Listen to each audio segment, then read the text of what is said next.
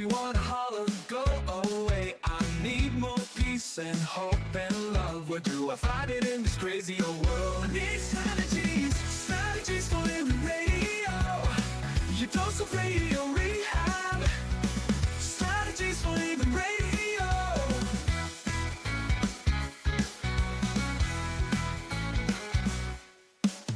Every time I listen, Lauren and David share strategies for living, and it makes me aware. I've got strategies for living, strategies for living radio. Your dose of radio rehab. Strategies for living radio. Your dose of radio rehab. Strategies for living radio. We need them. We really do. We need those strategies, don't we? Those strategies for living. So are you ready? Are you ready for your daily dose? Your daily dose of radio rehab. Ready or not, I'm here. I guess you are. Present and accounted for.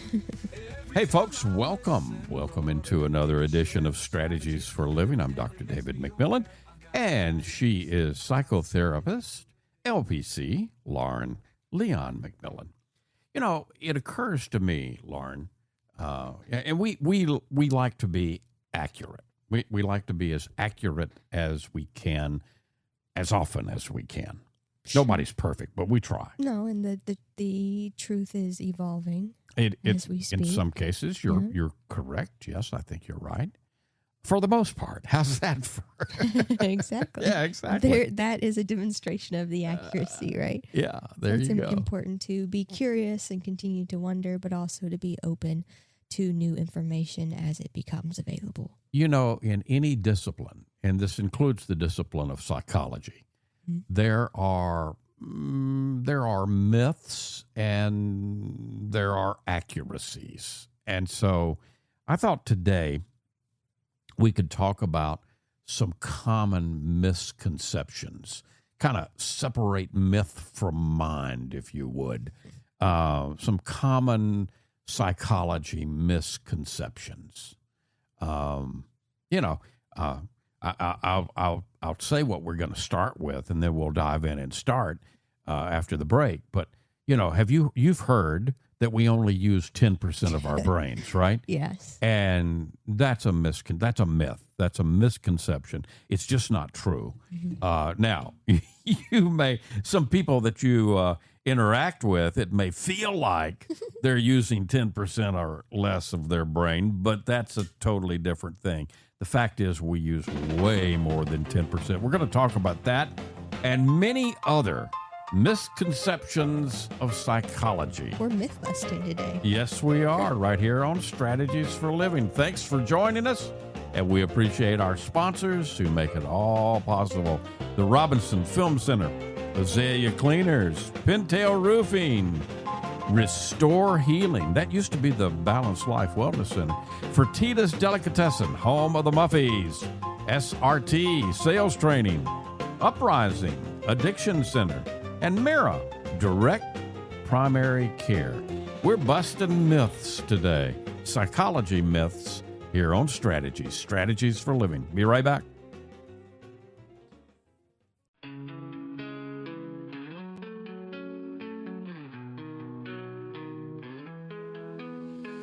Tune in daily, find the light.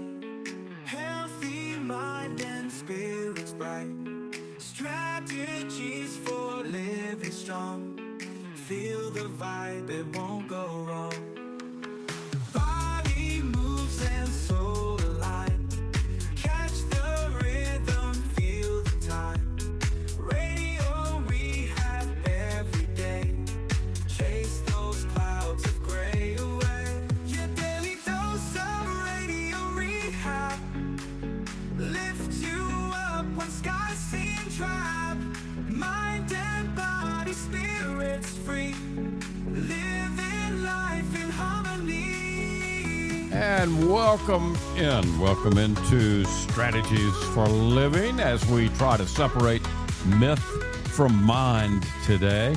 Lauren Leon McMillian, David McMillian. Yeah, we're tackling today some common psychology misconceptions And, like any misconception, there's probably an origin point to most of the things that we're going to discuss today, Lauren.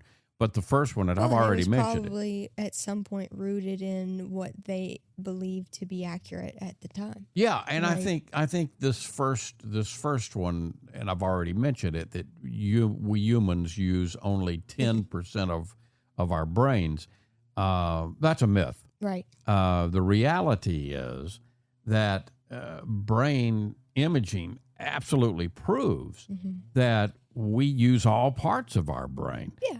Most brain cells are active every day. Now, I don't know where the origin of the 10% comes in, but I suspect that its origin is because many people, underperform at points in their life. I'm going to go so far out on a limb to say that they were close to accurate here. Okay. And I think we were just mislabeling again because so often in our previous history, we confounded the mind with the brain. Yeah, and I think And- we still make that. That's Yeah, another misconception. I right. think, we use the brain and the mind Interchangeably. and that's just not true because we know the mind is in There's every there's in as every much cell of the mind body. in the heart as there is Absolutely. in the brain. In fact, some people would even argue more. But yeah, and we're finding more and more, brain cells within the heart, right? Absolutely. Our gut is so important too. Yeah, There's so many important. Again, another area of our body where there is what we have found a significant concentration of neurons, so much that we call it the enteric nervous system Right. within the gut. Right. But what I was getting at is I think there actually is some truth in this, and what you can take out of it is perhaps the idea is that we only use 10% of our consciousness. So the good news there is that whatever you want to do, buckle down, put your mind to it, and you can probably get close to doing it. Henry Ford said, if a man thinks he can or a man thinks he can't, he's right. And it kind of points at what you're talking about here. Right.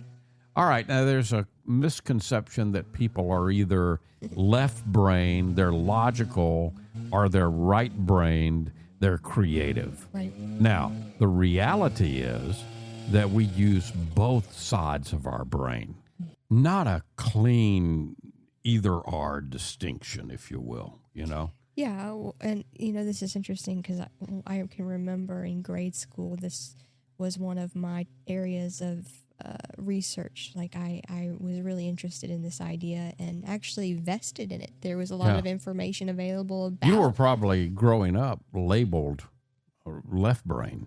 I was. Yeah. Which is interesting. And you knew because you intuitively knew that, no, I'm. I don't know. It's interesting because I am naturally incredibly right-brained. Yeah. But, You're very creative. But I grew up in an environment, not unlike we all do, that really encouraged the left brain way, quote unquote, the left brain, the very logical reasoning over emotion and creativity. And so I took that on as one of my programs, that I was left brain until I rediscovered and really realized, wow, that's really not my natural inclination. But man, I managed to really develop it well. Yeah. But in actuality, And right? folks, if you want to see that, go to Etsy, and there's an Etsy store called Lefty Loops by Lauren. Yes. Shameless plug. Appreciate it. But if you check out on Etsy Lefty Loops by Lauren, you'll see some incredible creations. You're a little biased, but yeah, well, I am. Yeah, I but am. the truth is, neurologically, we have this incredible structure called the corpus callosum, which is just the piece that connects both hemispheres. And the truth is, we do have relatively specialized hemispheres for different activities. Yeah, but it's not. we're always using the whole brain. Well, hopefully, yeah. Yeah. And it's not true across the board. Like for most people, language is stored on the right side of the brain. Yep. However, on the left side rather. However, for left-handed people who are dominant left-handed, that activity often will shift more across the hemispheres than just one and localized to one. And This is getting real complicated to keep up with. That's why, we probably like the myths because it's easier. Well, yeah, and it makes for the illusion of certainty, which our brain likes and craves, right? Absolutely. Another misconception in psychology is that opposites attract when it comes to romantic relationships. Yeah. Turns out that's a myth. The research clearly shows similarity in values and interest and personality will predict stronger relationships. Okay. However, it's not a clean black and white. Right. I think there is some truth to it, but it's not the strongest predictor. Yeah. Right? Like I think opposites, you're talking strongest predictor of whether a relationship will be long-term successful. I think to some degree opposites do attract because they create some initial curiosity and it helps us to heal that within ourselves, right? To help create some sort of to help reflect something within us that we can move towards, right? Yeah. So I think a lot of times, even if we just talk about how people organize themselves, right? There's often, I see in relationships where a very type A, everything has a place person may attract or be attracted to someone who is all over the place. Yeah, the odd couple thing. Right. On the Myers-Briggs, that would be the J and the P, right? Yeah. And so, and I think we attract that and are attracted to that in each other so that we can kind of bring some balance to the relationship and to each other to be able to see, oh, okay, maybe the person who's very J or very sorted, everything has to be a certain way, can learn, okay, it may be okay, the world's not going to end if I relax or let go a little, and the other person can move towards more structure, right? We're not all exactly Oscars or Felixes in odd couple terminology. No, we're not that total ends of the spectrum. But. A lot of people hear about lie detectors, polygraphs, and think that polygraphs reliably detect lies. Well, the reality is that what polygraphs are measuring is physiological arousal. It's not electrical conductivity. That's it. It's not lying. They are unreliable and error prone. So again, it's something, but it's the electrical conductivity of the skin is what you're actually measuring. And so, anxiety, fear, embarrassment, but even excitement can produce that same physiological response. And Absolutely. So it's not foolproof, so to speak. Some people say that it's important to vent your anger. Venting anger, blowing off steam is going to reduce aggression. Well, that's a myth. The reality is that venting can actually increase anger and reinforce aggressive thinking and behavior. Yeah. And I think if you if you've dealt with much with a 14, 15-year-old boy, you You're might not talking about anybody. No, we're not talking about anybody in particular, but you might see this play out. But the brain rehearses, it rehearses what it practices, right? And so again, it's about balance because healthy regulation is not suppression either. Yeah. But it's learning to be able to process the anger without creating a pattern or fueling them because anger can be addictive. Absolutely. For a long time, many therapists you'd go into their office and there'd be these big blocks. It looked like oversized ottomans in a square. And if you looked around the room, someplace in the room was a baseball bat, either a real baseball bat, sometimes a tennis racket. Okay. But oftentimes a wiffle bat, a plastic bat. And, one of the exercises was, okay, I hear you angry. Here, take this bat, take this tennis racket, and just beat the living daylights out of this, out of this square. Turns out, that wasn't as great an idea. I mean, people could expend during their session some energy, right, and sometimes kind of get themselves more. I'm not going to say relaxed because that's not the right word for it, but less intense. How about that? Yeah, to alleviate some of that energy, to release it. But it really, over the long term, didn't help the anger. That needs to be processed. And, maybe in a short-term thing, if you get a little calmer, you can process more. We're talking today here on Strategies for a Living about common misconceptions in psychology. We've got lots more to go, so stay with us. You might have some surprises ahead here on Strategies for a Living.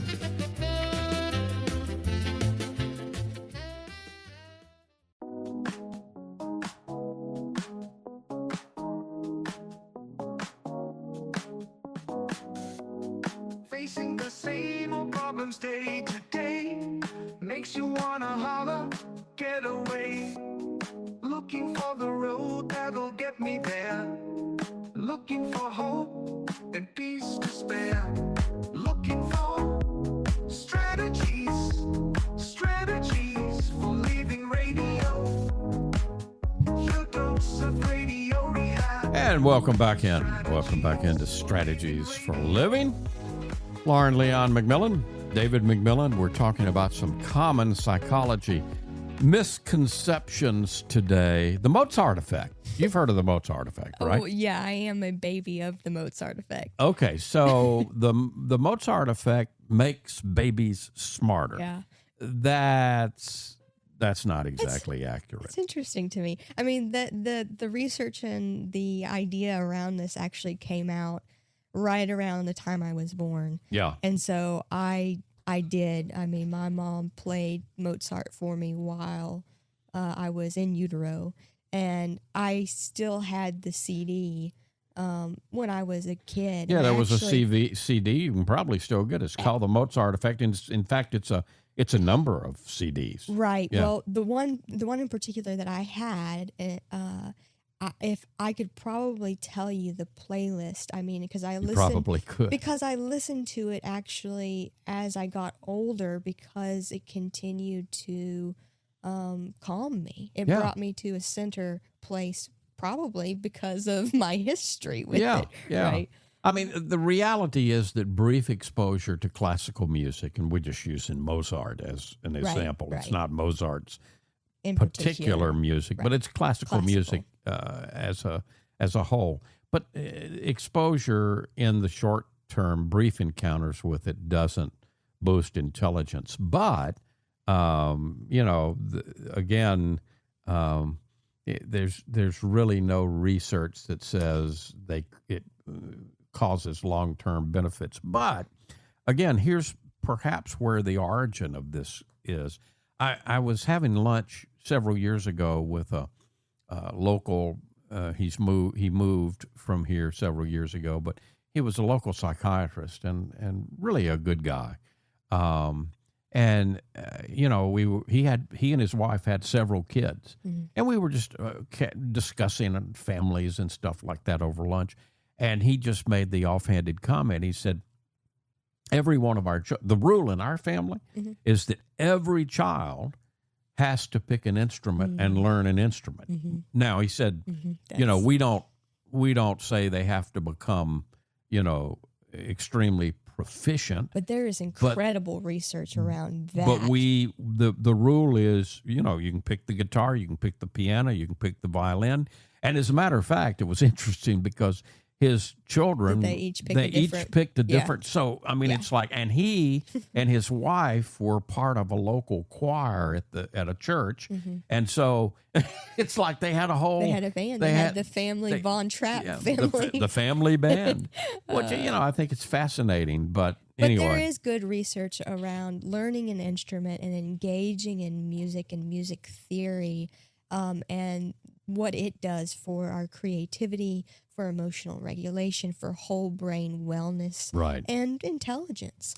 So it's not necessarily the exposure, I don't think, so much as, well, the exposure can lead to then curiosity and engagement. Absolutely, what it can lead to. Yeah. Eyewitness testimony is highly accurate and reliable. This is a real myth. I mean, just watch some lawyer shows on TV, right? The reality is that memory is fallible. Oh, it's incredibly fallible. And a lot of things can affect the memory, including stress and poor lighting and even leading questions. Yep. Can kind of direct recall. The state of emotion that you're in at the moment, your own personal programming and stories and lens through which you see the world. I mean, this was one of the landmarks for me in my life. You have those moments in your life where your brain just kind of, and this was one of them for me. Was in my learning and memory course in college. Fabulous teacher, Dr. Alexander. I had her for several courses, but just this idea was so, because I had a good memory. That was one of the things that my family and teachers and people around me always noticed and told me. Yeah. That was part of my programming, that, I have a really good memory. So when I realized just how fallible it was, it really opened up a new lens for the world to see, man, it's not just as it is, it's as we tell ourselves. As we tell ourselves, our perception, the old saying, perception is reality. Yeah. Another myth is that people with schizophrenia have multiple personalities. We've kind of shoved two things together. Schizophrenia is not what we used to call multiple personality disorder. It's now called DID, dissociative identity disorder. But they're not the same thing. Having had the honor and the privilege through the years of working with a number of people with schizophrenia, fascinating, but most of them didn't have any kind of... It's not the break. It's not the same clean break. No, and I think where that comes from, and again... I think that's Hollywood. I think that's some of it's Hollywood, but then having worked on a unit that really specialized for a little while, I worked on a unit as part of the team that specialized in treating long-term, things like schizophrenia. And what you would notice, especially working both individually and groups with people who were diagnosed with schizophrenia, is they would seem different some days than other days. They really weren't. It was agitation. It was usually a sign to tell the doc, hey, let's take a look at the medication. And because, people with schizophrenia are just normal personalities that express themselves when things are calmed down. But, the schizophrenia effect, if you would, almost you think, oh, I'm dealing with a different person than I had yesterday. Okay, yeah. Okay, so you can see kind of, at least I can see, this may have been the origin of this. Another one is birth order. And, the idea that birth order is a strong determinant of personality traits. Well, the reality is family dynamics matter, but there's very little scientific support for birth order shaping our personality. We really do see clear correlation though, a lot of times, right? Yeah. But there's also a lot of cases where it breaks the mold completely. Yep. And again, that's based on all kinds of different factors like parenting. I mean, and just the idea that I think if anybody who has siblings can relate to the idea that the parents you had are not at all often the parent that your sibling had or has, right? Yeah. It's a completely different experience, and that's just part of evolution and growth within families, and then the match between personalities, right? Yep. But other things like temperament, culture, life experiences, All they play all, into. Yeah, they all play into it's not determine so the cut personality. and dry. Another, another myth is that subliminal messages in ads powerfully influence behavior. I gotta laugh at this one because you don't know how many hours I spent staring at Ritz crackers. I mean, Excuse me?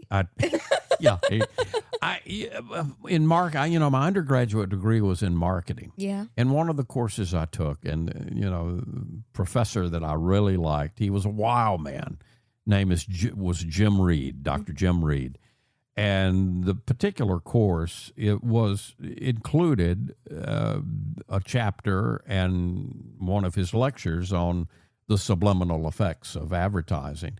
And one of the things that the textbook stated was that if you look at Ritz crackers long enough that you can see the subliminal messages, and supposedly the F word was, stored in Ritz crackers. So, of course, being a dutiful student, I spent more than a little time with, if you'd have seen me back then, it would have looked so weird. They would have probably taken me to the funny farm. But I would stretch out, on a TV tray in front of me, I would stretch out, row after row of Ritz crackers and just let my eyes search. And did you ever find No, I never found the damn thing except, I like Ritz crackers. So, I mean, the reward for not finding anything was go get some cheese and enjoy the heck out of the Ritz crackers because now they're out of the box, right? There is some truth in this one, though, right? I mean, because we understand the power of the unconscious, the subconscious. There you go. And so, But it's about your ability to bring that into conscious awareness as long as you remain conscious of the subconscious effects. Yeah, they're trying to sell me this product using a girl in a skimpy bikini. Well, and to acknowledge the fact that watching TV in particular, right, can put you into a hypnotic state. Absolutely. Right? Into the brainwave state where you are susceptible to you're messages. more open. Yeah. And so I think that's where it comes from. I think there is some truth in it. But we're not subject to brainwashing, so to speak, as long as we remain aware. There's another one that kind of is related to one we've already talked about, but it has to do with body language, and it says that you can be taught. People can accurately detect lies from body language. That's a myth. The reality is people are no better than chance at detecting lies from nonverbal cues. Maybe it's interesting to read all that stuff. Yeah. But it's not accurate. and it may be way less than 100%. So if you think you can do it, be careful. Yeah. Be careful. We're talking today. A lot of people don't even know when they're lying themselves. True, very true. We're talking today about common misconceptions in psychology, and we're myth busting today here on Strategies for Living. Hand me that box of Ritz crackers over there, will you? I think you've done enough looking. Okay. It's All right, we'll be back. They're not going to change.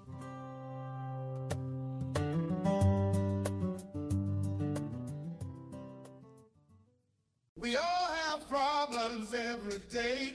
We all need help along the way. We need strategies, strategies, strategies for living radio. And welcome back in. Welcome back into Strategies for Living Radio. Lauren Leon McMillian, David McMillian, busting those psychology myths today. There's lots of misconceptions. Well, and you know, it doesn't matter what field. There's in every field. Psychology isn't this isn't unique to psychology, but there's going to be misconceptions in that develop in every field. The thing is with psychology, and the reason it's important to spend time on here, because even though most people who are listening to this, they aren't, and they're not going to be psychology majors. Mm. However, how we think and how we take care of our bodies and minds so affects our lives, so Absolutely. Impacts our lives, that even if we haven't taken a psychology course, it's really important to understand some of this. Now, one of the things that I do is hypnosis. Mm-hmm. I've done clinical hypnosis for many years. I love doing it. But there's a myth that hypnosis can reliably recover repressed memories. And man, if I was going to asterisk any, because I do hypnosis, I would double asterisk this. Okay. Because the reality is that recovered memories through hypnosis,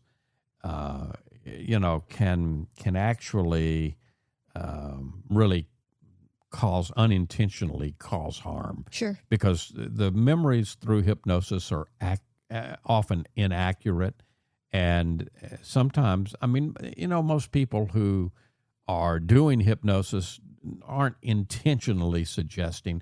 But again, there is, as we've pointed out many times today, and we have a conscious mind and we have an unconscious mind. Right. And if someone is coming to you and they have this idea that maybe they have this trauma in their past life, maybe as a kid, and they want to find out more, if you want to help them, of course you do.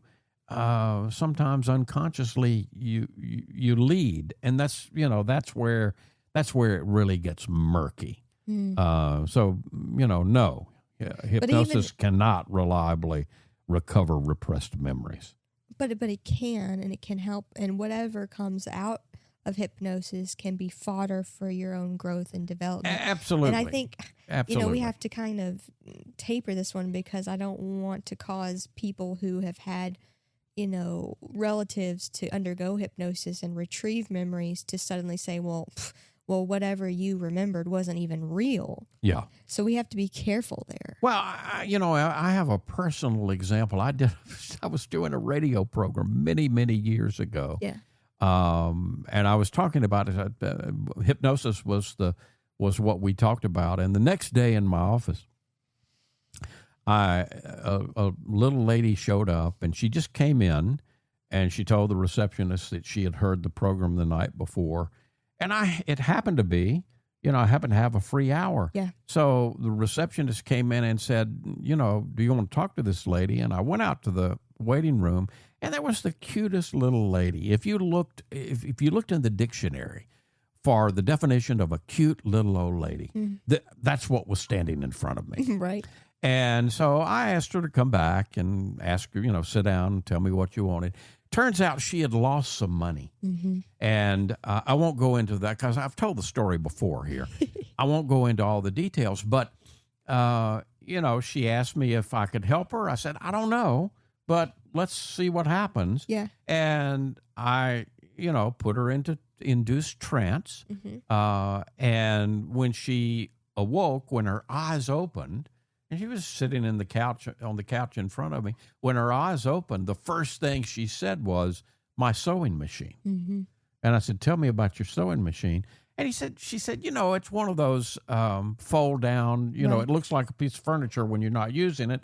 And I said, "Go home and look in your sewing machine." And she did, and she called me, and there was the money. Right. And so, but I wouldn't tell anybody that that's going to be 100%. Right. Right. And I think it also depends on the practitioner and the person, the relationship. All of those factors play into absolutely the quality. Absolutely. We got to talk about intelligence here, because some people think that intelligence is fixed, and once you get through childhood, that's where all the action is, and it can't be changed after childhood. That is an absolute total myth. Well, that is such old science at because this point. Intelligence can change with learning and experience and effort throughout life. Mm-hmm. Now, why I really want to emphasize this one, Lauren, is because, how many times do I say, if I live to be 105, I want to remain a curious student right up till the end. Mm-hmm. And one of the reasons I say that, of many, is that, curiosity, being a curious person is going to keep you a whole lot healthier in terms of mind and brain and body. Right. Well, it goes with the nature, right? The nature of us and our being absolutely is to be in constant change and motion. And so if you and your mindset allow for that constant change and motion, it's going to produce a healthier life overall. I have to laugh at myself because, I've never really enjoyed, not that I haven't read fiction in the past, but I've never really been one to read a whole lot of fiction.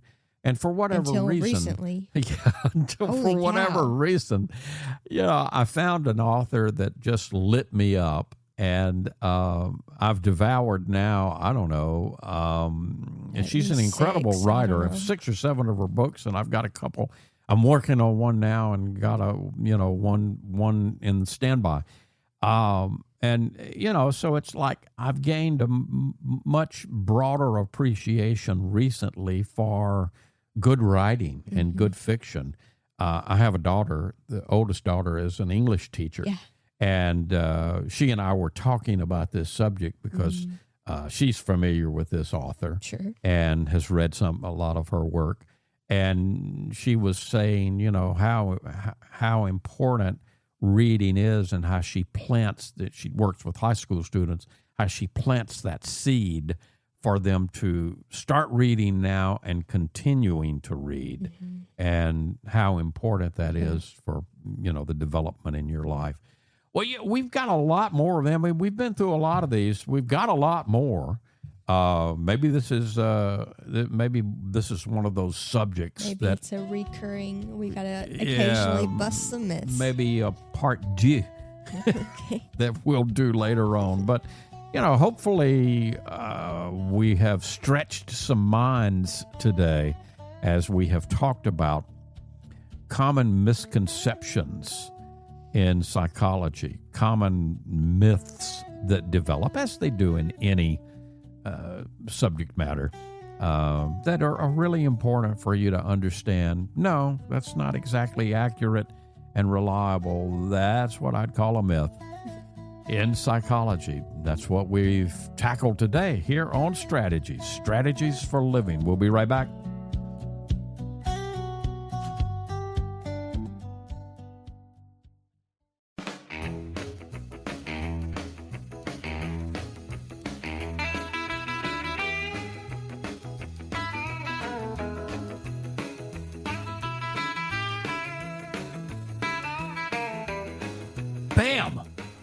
Bam? Got your attention, didn't I? Man, you sat straight up. Yeah, I'm myth busting over here. Gotcha. I thought you were being Pebbles and Bam Bam. No, I'm myth busting. I've got my Bam Bam, bat, and I'm busting psychological myths today. Right. Hey, welcome back into Strategies for Living. Lauren Leon McMillian, David McMillian, and we have been for this hour talking about some common psychological myths and things, perceptions, misperceptions, and we've tried to bust them. What's your takeaway from our time today, Lauren? I think it's just important that we remember that in psychology, along with every other area of our life, the information available is constantly evolving and growing. And as we hopefully are, as we are as humans, as we allow ourselves, and that's the point, to how can we allow ourselves to evolve and grow with how can we the available- encourage ourselves to remain past whatever school years we have. Well, and to recognize that even in the time between when you were in school to now, that information has changed and updated. And so, healthy skepticism is important, and it's a good part of any good science. Yep. Hell, fifth graders today are learning things that I didn't learn until college. Well, and they're already out of date. Who can keep up, right? Who can keep up?